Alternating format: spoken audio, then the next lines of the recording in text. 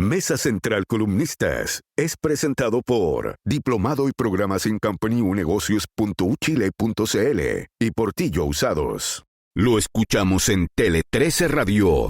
8:45, comenzamos la conversación de actualidad y política de hoy acá en Mesa Central. Don Cristian Bofill, ¿cómo está? Buenos días. Hola, muy buenos días. Don Daniel Mansuy, buenos días. Muy buenos días. Hoy está el libro de Daniel Mansuy que ha provocado gran impacto y mucha envidia, porque me lo mandaron, lo agradezco mucho a la gente de Penguin, ¿no? Sí. Penguin. Sí. El sello es Taurus en la práctica, claro. Pero lo agradezco mucho porque entiendo que esto todavía no está en las librerías, ¿no? Debería estar a partir del martes y se libera en formato electrónico el lunes. Primero. El nuevo libro de Daniel Mansuy se llama Salvador Allende, la izquierda chilena y la unidad popular. Vamos a hablar de esto también. Y hoy no está con nosotros Lucía Damer, pero tenemos un reemplazo de lujo. Jorge Pirincho Navarrete, muchísimas gracias por estar hoy día viernes, Pirincho, con nosotros. Muy buenos días, aquí estamos de galleta. Además, en la víspera de un fin de semana largo, esto es un gesto que aprecio, pero de sobremanera. Veamos si Obando viene lo mismo. ¿Estáis citado para el próximo domingo? De hecho, ya partió el fin de semana largo de Pirincho. Claro, de hecho. Sin ir más lejos. Aquí está comenzando. Pirincho, mira, tanto te homenajeamos que te dejamos partir con la joyita hoy día. A ver, bien breve para después dejar a los titulares. Un poco de táctica y estrategia. Comentamos largamente durante la semana las consecuencias políticas que pudiera haber tenido el anuncio de la Estrategia Nacional del Litio, suponiendo, me parece a mí, que al gobierno le interesaba que esto, entre otras cosas, produjera algún efecto electoral, digo. Lo cual fue bastante residual. Hablamos harto de este tema. Es verdad que logró desviar algo los temas de seguridad que se habían instalado ya de manera permanente e imbancable. Sin embargo, pareciera que no cumplió con el efecto de aunar un poco más a las huestes de cara al desafío eleccionario que tenemos en 2 semanas más, en 1 semana más ya a esta altura. Y lo mismo hace la derecha, me parece a mí, con esta interpelación a la ministra del Interior a propósito de los temas de seguridad, que no, desde la táctica y la estrategia no estoy muy convencido de que vaya a cumplir los objetivos que probablemente están detrás. Primero, por una cuestión obvia, es tal el nivel de hastío, de rabia y de ansiedad de las personas respecto a la emergencia que estamos viviendo, que si hay algo que tuvo que haber aprendido la clase política hace un buen rato, es que parte de su desprecio y la distancia que los ciudadanos tienen respecto de ella es justamente por su incapacidad de ponerse de acuerdo, sobre todo en temas que son tan urgentes. Y por lo tanto no estoy seguro si una interpelación en estos momentos cumpla ese objetivo. Lo segundo es porque si es que la derecha advierten que hay alguna fisura en el gobierno, justamente a partir de estos temas, de los temas de seguridad y especialmente la izquierda, una interpelación, el primer efecto que hace es nuclear las huestes contrarias y obliga incluso a los disidentes a tener que cerrar filas. Claro. Exactamente. Y lo tercero, por una cuestión propia de la comunicación política, es decir, no creo que el interpelador pueda aportar desde el punto de vista del drama, del enojo y de la rabia ciudadana algo más de lo que ya en general sabemos.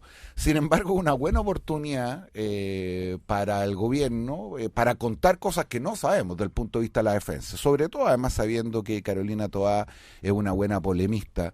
Y esas son las 3 razones por las cuales considero que desde el punto de vista de la táctica, sobre todo, esto quizás puede haber sido un error de la oposición. ¿Podemos comentar? Sí. Cristian Bofill. Sí, pero yo leo la interpelación, estando de acuerdo contigo, leo la interpretación más como una parte de la guerra interna de la derecha. O sea, esta interpelación la hace Chile Vamos. Chile Vamos está en una posición desmedrada en este minuto en relación a las expectativas de los republicanos para las elecciones constituyentes. Y yo no sé qué gana con eso, pero claramente yo creo que el blanco de esto, más que Toá, más que el gobierno, yo pienso que es que Chile Vamos tiene que mostrarse muy duro en la medida en que la estrategia dura de republicano está dando resultados. Y yo tengo la impresión que en esta elección vamos a leer con más fuerza de lo normal. Primero, la primera lectura va a ser obviamente gobierno-oposición, pero la segunda lectura va a ser qué pasa dentro de las 2 grandes coaliciones. No se pueden dar encuestas, yo siempre he considerado un absurdo que no se puedan dar encuestas, pero en fin hay que respetarla. Es la ley. Es la ley, pero las encuestas previas al plazo daban un crecimiento muy fuerte republicano y también que Apruebo Dignidad le ganaría al socialismo democrático, incluso descontando los votos del PS dentro de lo que es Apruebo Dignidad. Yo creo que lo que estamos viendo ahora en esta elección son más bien guerras entre los conglomerados. Ayer, por ejemplo, y con esto termino, Lautaro Carmona nos dio una entrevista en Exante y que decía, bueno, después de las elecciones se va a dar la discusión sobre quién tiene más influencia y por qué. Diciendo, esperemos el resultado de las elecciones y vamos a ver si el naipe está bien barajado en el gobierno. Daniel Mansoy. Sí, tiendo a estar de acuerdo con ambos, si cabe, en el sentido de que esto puede terminar ayudando al gobierno si es que el ministro lo hace bien, pero efectivamente la lucha en la derecha es feroz, digamos. Es feroz y esto uno lo puede constatar tanto mirando estudios como conversando con la gente de derecha, digamos, porque el eventual desfonde de la derecha tradicional a manos de republicanos puede ser brutal y eso los partidos de Chile Vamos lo tienen claro y lo saben y por tanto hoy día están mirando hacia allá, digamos, porque convengamos en que son escenarios muy distintos si es que el 8 de mayo amanecemos con el partido republicano como el partido con más consejeros electos o con un número de consejeros electos equivalente a todo Chile Vamos y con un poder de influencia al interior del nuevo consejo ese otro país, porque republicanos tiene un senador electo y una senadora que partió Nuevo se fue a Renovación y hoy día están republicanos, ¿no? Ha transitado. Son dos senadores, entonces cualquier cosa arriba de eso, si lo duplica, triplica o cuadruplica ese número, bueno, ya el escenario político entero empieza a cambiar. ¿Perincho? Sí, ustedes saben más que yo de esto, pero incluso con el sistema proporcional, el micrófono queda tanto mejor. Se me hace difícil pensar que más allá de la alta votación que pueda obtener republicano, eso se traduzca en tantos consejeros constitucionales como hemos visto en algunos números de encuestas que circularon previas a la prohibición. Ahora, si eso se confirma y siguiendo la sugerencia o la insinuación que nos hace Cristian, podríamos tener un escenario donde en ambos bloques lo que más crece es la radicalidad o las puntas. Y los sectores moderados de ambas coaliciones se ven perjudicados. Y vaya usted a construir 3/5 a partir de ahí. Bueno, que le vaya bien, digamos. De hecho, sí que hace los 30 votos. Si es que estas predicciones son correctas, podría darse el que entre la oposición tradicional, digo, la UDI Renovación Evópoli, republicanos y el Partido de la Gente tuvieran el quórum suficiente para no tener que ni siquiera mirar al frente para efectos de la discusión. Y eso sería exactamente el escenario inverso que se verificó en la convención anterior. Y si antes hablábamos de la ola del octubrismo, esto no sería nada menos que la venganza del septiembrismo. Ya, sí. Volvamos sobre esto más adelante para que alcancemos con las joyitas, Daniel.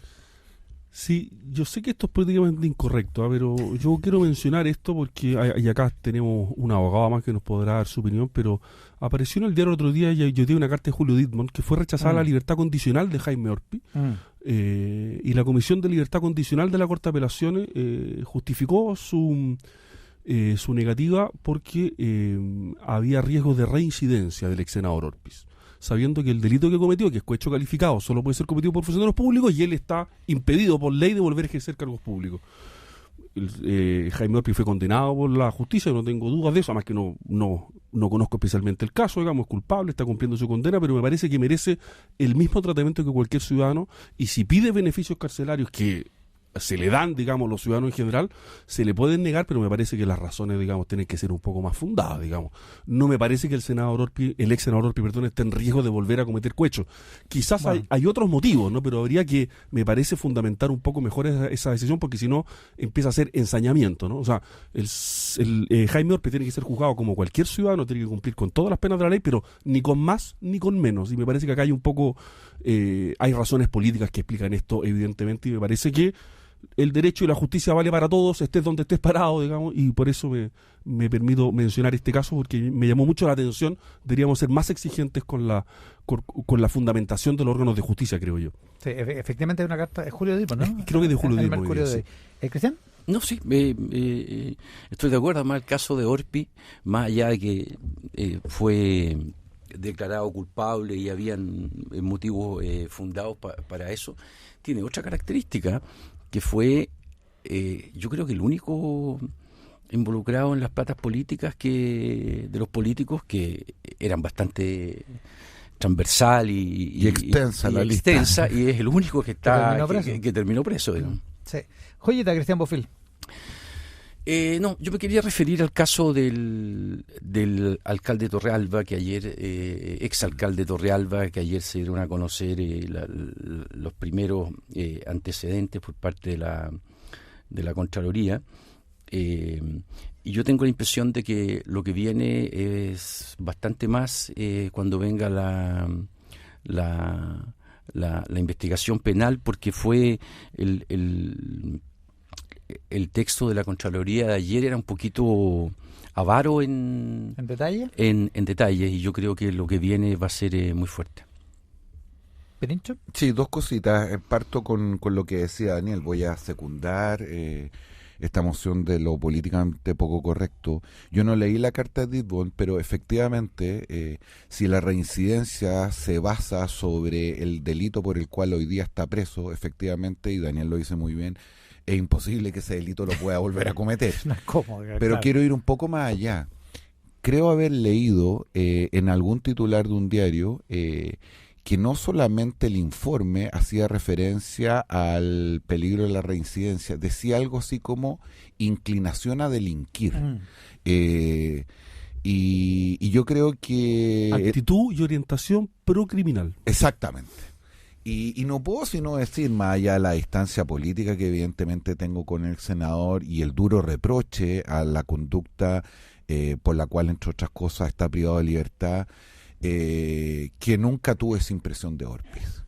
Creo que cometió un error, creo que lo está pagando y de manera bien cara, como se recuerda que en la mesa, de manera bastante exclusiva y excluyente, y por lo tanto hay algo en ese informe que a uno le chirrea, sobre todo le chirrea de cara a este viejo ideal lejano por lo demás de la justicia ciega y que toma decisiones de manera más o menos imparcial. Y a propósito de eso, conecto con una cuestión que decía Cristian.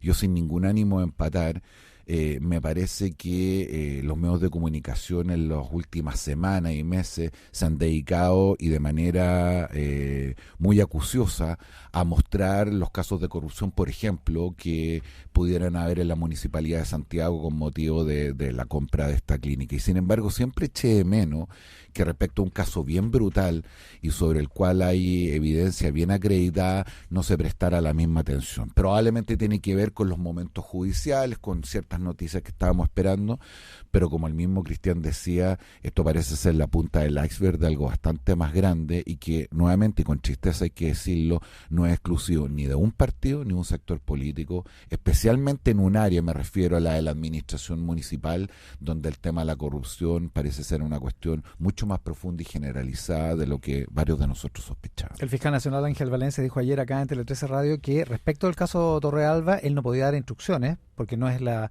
atribución, no es la prerrogativa del fiscal nacional en el caso de los fiscales regionales, y este caso está en la fiscalía, lo tiene el fiscal Armendáriz, pero que sí esperaba que hubiera pronto algunas resoluciones, que eso era lo que no insinuó que fuera la información que él tenía, sino más bien que consideraba que ya los tiempos estaban llegando. Así que vamos a ver novedades probablemente en los próximos días o semanas.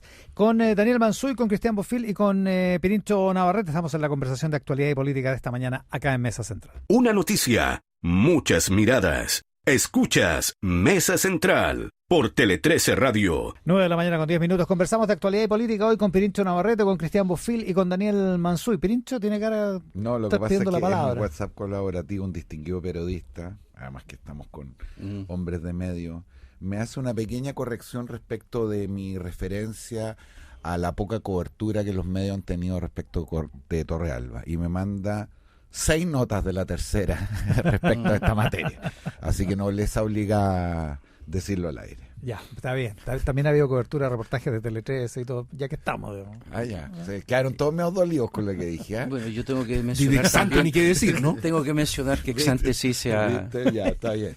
De hecho, hay una nota muy buena. Está bueno el resumen de Exante hoy día del informe de la Contraloría. Ya, a una semana de las elecciones prácticamente. Daniel Mansuy.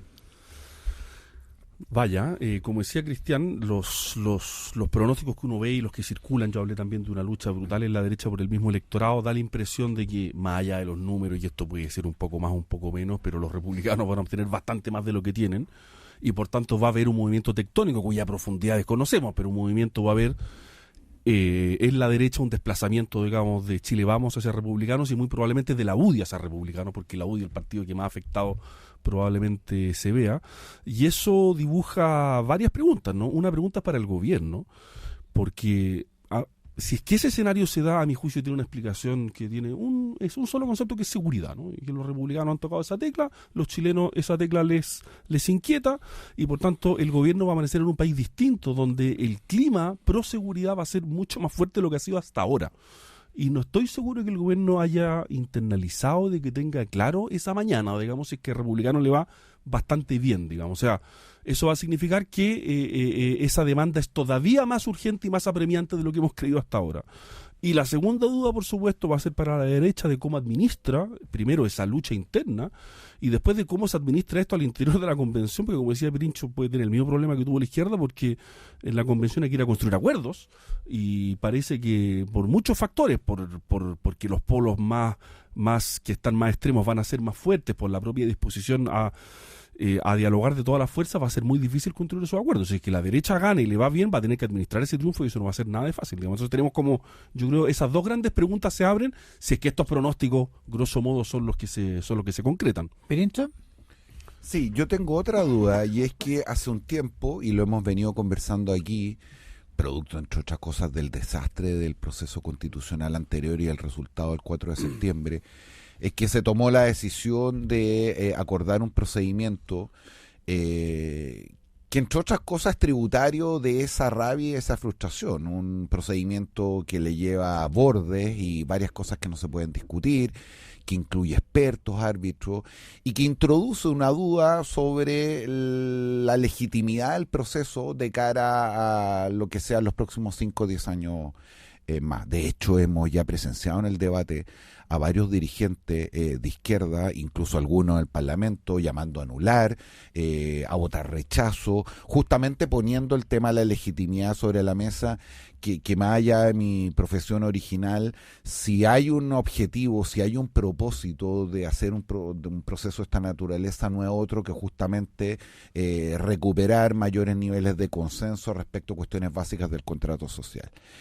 Y creo que esto pudiera haberse agravado todavía más por un resultado electoral como el que describe Daniel. No estoy ni por asomo cuestionando la legitimidad del proceso porque gane ampliamente la derecha, sino que se suma un factor más que pudiera introducir una discusión muy agria, y no vaya a ser que incluso teniendo un texto constitucional y aprobándolo a final de este año, estemos en 5, 6, 7 años más discutiendo la posibilidad o la necesidad de nuevamente tener otro texto constitucional. De hecho, un breve asterisco simplemente, todo este proceso está pensado y está más o menos conducido en el supuesto de que la correlación de fuerzas del Parlamento actual, de la Comisión de Expertos y del Consejo es más o menos equivalente.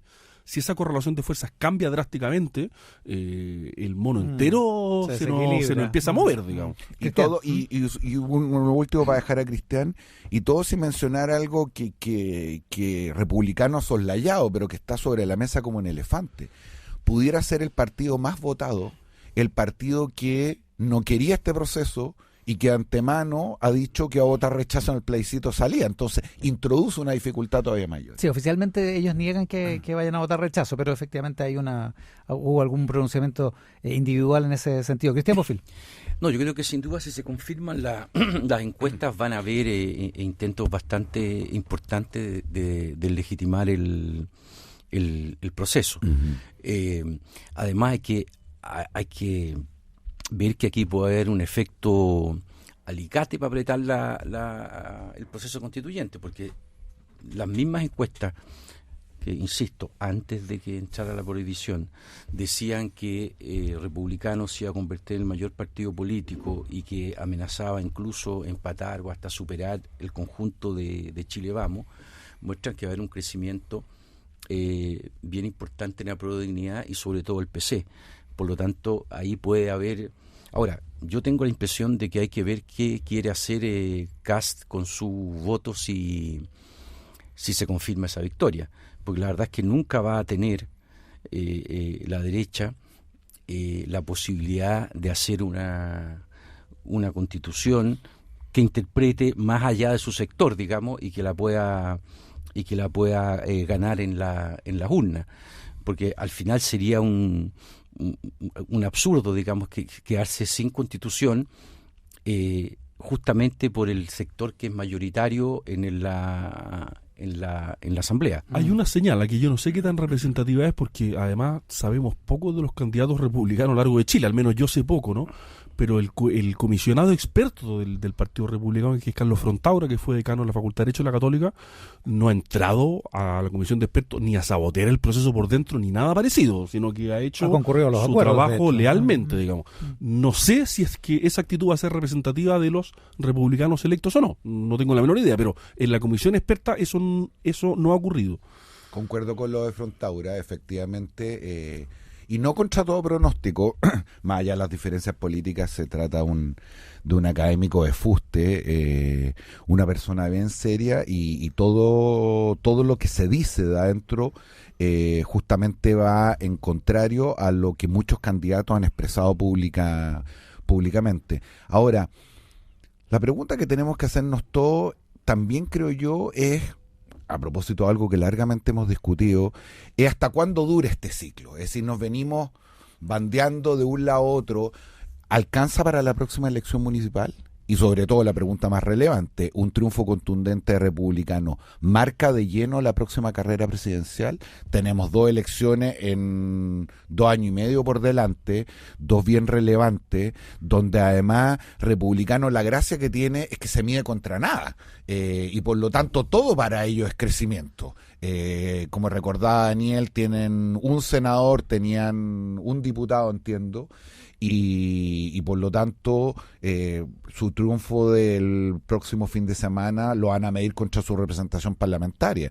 Después la elección municipal prácticamente con una representación más baja, y la única vara que tienen, que es así importante, es el triunfo de José Antonio Kast en la primera vuelta electoral en la última elección presidencial. Claro, tenían un diputado en el periodo parlamentario, en el periodo de la Cámara de Diputados anterior, ahora partieron con 15, se les han un par, digamos. Sí, la gran duda es cómo se va a comportar republicano. Generalmente para llegar al poder tú haces un proceso de acumulación de fuerza donde defiendes a ultranza tu... Ahora, si quieres de verdad, una vez que te instalas bien, acceder a la presidencia y ganar las cosas, necesitas un poquito de juego de cintura. No tengo idea si Kast es capaz de ese juego de cintura, si republicano lo es, pero se va a producir otro efecto aquí. Si se confirma este triunfo de republicano, como decía Daniel, el partido más afectado es la UDI, y es muy afectado. De los candidatos de la UDI, ahí hay candidatos, digamos, yo podría decir que hay algunos que están a la derecha de Kast. Estoy pensando en uno, no lo voy a nombrar. Que ello fuera posible. Estoy pensando en uno. Y de los que tienen posibilidades. El efecto entonces que va a tener republicano es que puede arrastrar al resto de la derecha para las posiciones que tengan, porque aquí obviamente se le va a preguntar a algunos candidatos de la UDI si quieren ser candidatos de la UDI o quieren ser candidatos republicanos. Yo entiendo que en una región eso ya está ocurriendo. Al futuro, digamos. Para el futuro, si tú al final te subes al caballo ganador. Va a depender de cómo se comporten los republicanos. Yo sinceramente no tengo respuesta para esa pregunta. Sí, para responder la primera pregunta de Pirincho, yo creo que hasta la municipal llega sin duda, porque la municipal va a estar marcada por la seguridad, y como decía Cristian, José Antonio Kast va a decir: los que quieran venir conmigo, vengan, brazos abiertos, porque aquí la tecla de la seguridad es la que funciona, y una elección municipal, una elección que está movida por ese tipo de temas más locales de preocupación inmediata a los ciudadanos, y yo creo que eso va a jugar un factor fundamental. Lo otro, y esto me lleva más lejos, y esto, en fin, yo tengo amigos ahí, digamos, así que, pero creo que hay que decirlo igual, digamos, cuando uno mira para atrás y mira el proyecto de Evópoli, que era la renovación de la derecha, por donde venía la nueva derecha. Esto fue hace unos 8 años atrás, ¿no? 10 años atrás. Y uno dice, vaya, porque claro, hoy día el mundo republicano, no sé, duplica, triplica, cuadruplica Evópolis, y es como ese diagnóstico estuvo errado, digamos, de que por ahí podía venir, digamos, la renovación política de la derecha, y entró el mundo republicano por el lado, digamos, y se comió no solo Evópolis, sino que también probablemente a la UDI, digamos, y etcétera, etcétera. Pero impresionante como todos pensamos en un minuto que iba a venir por ahí, y hubo una generación política que hizo el esfuerzo de fundar un partido, un esfuerzo colosal, digamos, y resulta que la cosa llegó por otro lado, ¿no? Es muy curioso cómo, en fin, la historia se escribe así, ¿no? Sí, y cuando crecen las puntas de lado y lado, probablemente hay poca autocrítica de los sectores más moderados, de qué fue lo que hicieron mal, de cómo probablemente ciertas dinámicas terminaron exasperando a las personas para tomar incluso decisiones bastante más bruscas y radicales que las que tradicionalmente adoptan. Y este escenario de polarización del cual hablábamos con Cristian, que pudiera hacer que el próximo fin de semana tuvieran una participación electoral relevante, no hace sino agudizarse con un resultado electoral de esta naturaleza. Es decir, si el primer titular es que a Republicanos le fue muy bien y el segundo que al Partido Comunista también, la solvencia, la efectividad o el atractivo de la moderación política cae a niveles bien preocupantes, digo yo. Y además hay que ver el efecto que puede tener en el gobierno si a Prueba de Dignidad y especialmente el PC sacan un resultado superior al socialismo democrático, porque claramente, digamos, hoy día el pilar de la gobernabilidad está en el PS. O sea, los principales ministros en puestos claves son del PS, y si tú tienes a alguien como el secretario general del PC, Lautaro Carmona, diciendo, bueno, al otro día de la elección se va a instalar la discusión de por qué cada cual tiene la fuerza que tiene, digamos. Entonces yo creo que eso... Contemos los votos. De hecho, me tocó entrevistar el domingo a la presidenta y senadora ahora del PS, y habló de 3 consejeros para el Partido Socialista, 4, esto lo dijo en vivo, ¿no? Y claro, uno dice el partido eje, digamos, de la coalición de gobierno, uno diría, bueno, es una expectativa... Ahora, supongo que son los números que ella maneja, digamos, pero me pareció, digamos, muy bajo como expectativa para el partido eje del gobierno, digamos. Claro, ¿no? Y no era una táctica, dices tú, para bajar el piso. Me pareció que no, pero en fin, ella es una política hábil, podría ser, pero claro. Ahora, es más hábil que situar la expectativa muy alta. Bueno, ¿Qué es lo que está pasando con el Partido Republicano? Ojo, en todo caso, sí. Efectivamente. Que puede ir muy bien, pero menos bien de lo que ellos esperan, y puede ser leído como un fracaso, claro. Sí, ahora, yo tengo la impresión que entre más alto se cae más fuerte. Sí, las predicciones sobre el Partido Republicano no son tanto el Partido Republicano. Es verdad. Yo creo que hay información ahí, y yo creo que más que euforia en el Partido Republicano, hay susto en la UDI. Yo lo que más veo es que la UDI está muy complicada. Yo he visto lo mismo que Cristian, no sé si hemos hablado con las mismas personas, pero he escuchado lo mismo que es probable, pues ahora, este país es un pañuelo, pero el endurecimiento del tono de la UDI y de Chile Vamos tiene o sea, es un indicador, la interpelación, por más que lo nieguen, es fruto de eso. Ahora, es bien contradictorio, porque el presidente de la UDI, Javier Macaya, que también es de una generación, digamos, nueva, él hizo una contribución bastante grande, a mi modo de ver, al proseguir con el proceso constitucional. O sea, hay una oportunidad de que el país llegue a una constitución de consenso, que deje más contento a unos que a otros, pero no deje a nadie especialmente frustrado. Y yo creo que esos esfuerzos de él no van a ser recompensados, claro. O sea, hay estadísticas sobre eso. La mayoría de la publicidad republicana se dirige más bien contra Chile Vamos. Y bueno, donde Chile Vamos también lo están haciendo. Ahí hay un problema muy complicado. Equivalente a lo que pasó con el Frente Amplio y la vieja Concertación. Yo veo la misma dinámica, por favor, esta dinámica política, porque si no después se enojan por todos los lados, pero como dinámica política de sobrepasar ese adversario desde no sé si llamarlo el extremo, pero desde más a la derecha, como el Frente Amplio era más a la izquierda, es una dinámica exactamente análoga, y que después si un día gobiernan vamos a ver exactamente el mismo proceso, porque van a tener que llamarlos para gobernar juntos y todo el largo etcétera que conocemos hasta ahora, digo. Claro, porque los republicanos no tienen cuadros suficientes. Digamos. Efectivamente, es una disputa sobre la hegemonía, sobre quién tiene la campana y sobre quién manda y ordena cada sector. Y claro, en el oficialismo y particularmente a la izquierda, esta disputa parecía que le iba ganando un cierto sector, digamos, que esto siga inclinando más hacia los socialdemócratas, el último cambio de gabinete, ciertas decisiones de política pública, con un presidente tratando de arbitrar, pero tiene razón Cristian, es decir, un resultado electoral, vuelve a revisar, contémonos y veamos quiénes tienen más o menos apoyo popular. Y como decía Miki, el entrenador de Rocky, la pelea termina cuando suena la campana, no antes, y la campana todavía no ha sonado. Y pasa por entre medio no solo hay que contar los votos, sino que hay que contar los curules y ver cómo va a funcionar el Consejo, que es el otro desafío, Cristian. Sí. Bueno, si hay un predominio muy grande de un sector, en este caso la derecha, eso va a ser complicado, va a tener que ser manejado con mucha inteligencia.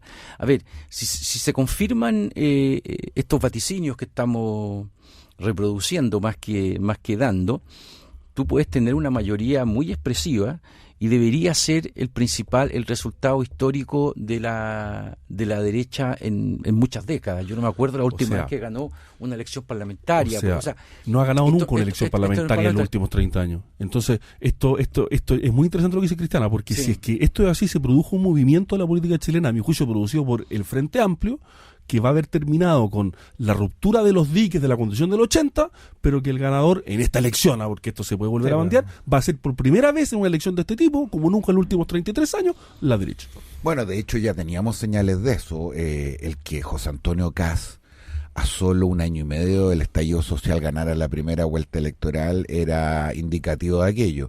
Y ojo que la derecha tuvo en el Senado su mejor resultado electoral desde que teníamos senadores designados. Es decir, venía una ola, y de hecho buena parte de la crítica al trabajo de la convención anterior fue no haber visto estas señales de cómo el clima político del país había cambiado de manera tan radical, y que siguieron trabajando, exponiéndose y discutiendo como si estuviéramos en noviembre del 2019. Oye, lo último, Cristian. Sí, lo que tiene que tener en cuenta también la derecha es que así como el péndulo giró sorpresivamente y agudamente hacia la izquierda, ahora giró hacia la derecha, pero esto no va a durar, estos son ciclos. Entonces lo que tienen que tratar de hacer, digamos, es aprovechar al máximo ese ciclo, y aprovecharlo al máximo no es hacer lo que hizo la izquierda en la Convención Constituyente, que es hacer un traje a la medida para ella, digamos. Si la derecha quiere hacer un traje a su medida en la Convención, ya no es Convención, el Consejo Constitucional, va a cometer el mismo error que cometió la izquierda. Y hay algunos con esa tentación ya declarada. Tele 13 Radio Podcast. Lo que tienes que escuchar. www.tele13radio.cl. Mesa Central Columnistas fue presentado por Diplomado y Programas en Company Unegocios.uchile.cl y Portillo Usados.